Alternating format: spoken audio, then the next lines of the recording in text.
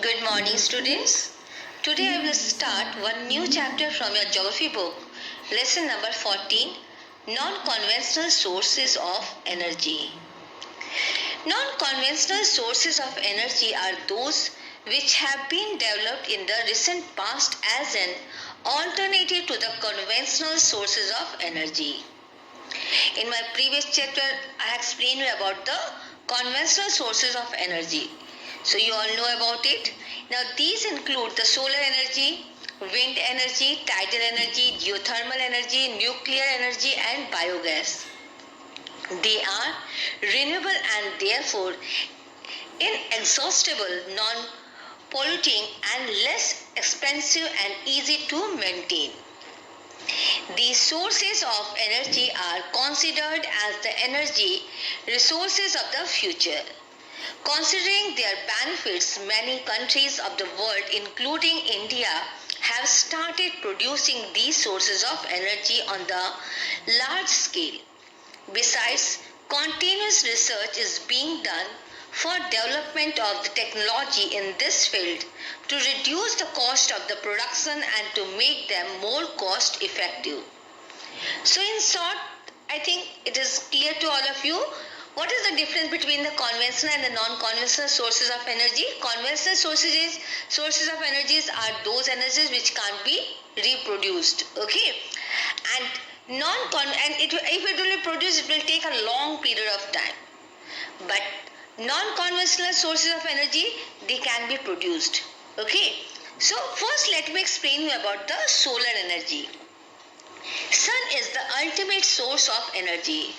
Traditionally, we have been using solar energy for drying clothes and food grains, preservation of intables and for obtaining salt from seawater. India is fortunate enough to receive high amount of solar energy equivalent to 5,000 kilowatt per hectare. That much energy India can produce. This is because of India's location on the Tropic of Cancer. Most part of the country have 300 clear sunny days in a year, and per hour per square kilometer availability of the solar energy is between 5 to 7 watt. And as I explained you earlier, that the northern part of India, it is just about the Tropic of Cancer and gets the vertical rays of the sun throughout during the summer solstice. It will be 22nd June. Okay, so 21st June when it gets the vertical rays of the sun, it means the maximum part of in that area it gets the direct heat from the sun and the temperature will be very high. So automatically solar energy can be produced in a excess quantity in that area. Now the generation of the solar energy, how the solar energy can be generated. Several techniques have been developed in India for harnessing the solar energy, and these are solar cells. They are known as photovoltaic cells. Solar cells are made of thin wafers of the semiconductor materials from silicon and gallium. When the sun's radiations strike on them, the sun's energy is converted into electricity. Solar cells are widely used in calculators, electronic watches, street lighting, traffic signals, water pumps, etc. A group of solar cells join together in a solar panel and can give out a large amount of solar energy and can produce electricity enough to run street light, irrigation water pumps, heating of houses, etc. Now next is the solar cooker. Solar cookers use solar heat by reflecting the solar radiations using a mirror onto a glass sheet which covers the black insulated box. The raw food is kept in the box. The inside walls of the sides are painted black for efficient absorption of light. The box is insulated on the outside so that the heat cannot escape.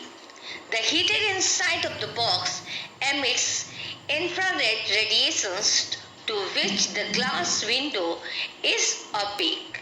In this way, a significant amount of the energy entering the oven is retained. The cooking pot is placed inside the box and cooking is made possible. A new design of the solar cooker is now available, which involves spherical reflectors instead of plain mirror that has more heating effect and greater efficiency. Now the third, that is the solar water heater. One of the most successful applications of the solar energy has been in the field of water heating. Sunlight is allowed to fall on flat plane, and as we know why the solar water heaters, so it is important. The reason is what? If you will see in the northern part of India, there's an extreme type of climatic condition, is that means the continental climatic condition, too much hot summer, too much cold winter, and that's the reason during the winter season we need that hot water. Okay, so with the help of this solar water heater, easily we can make our water hot. Okay, now sunlight is allowed to fall. Now how it will be possible? Now you see, sunlight that is one of the most successful applications of the solar energy has been in the field of the water heating. Sunlight is allowed to fall on the flat plate collectors, which are shallow rectangular trays filled with the water and properly inclined so that the efficiency of the collection is highest. It consists of an insulated box painted black from inside and having a glass lid to collect and store solar heat. Inside the box it has black painted copper coil through which cold water is made to flow in. The coil gets heated and the water gets heated and flows into the storage tank. So this is the procedure is that through which that water is heated with the help of this solar water heater. Now what is the advantage of this solar water heater? That is, solar energy is a renewable source of energy which can be harnessed in most of the areas of the world. It can be used for diverse purposes to produce electricity in areas without access to the energy grid, to distill water in regions with a limited clean water supplies, and to power satellites in a space. Solar energy systems do not require a lot of maintenance. Most reliable solar panel manufacturers give 20 to 25 years warranty. Also, as there are no moving parts, there is no wear and tear. So, after covering the initial cost of the solar system, it requires little spending on maintenance and repair work. And in last, it saves fossil fuels like coal and petroleum used to produce electricity and also reduces electricity bill.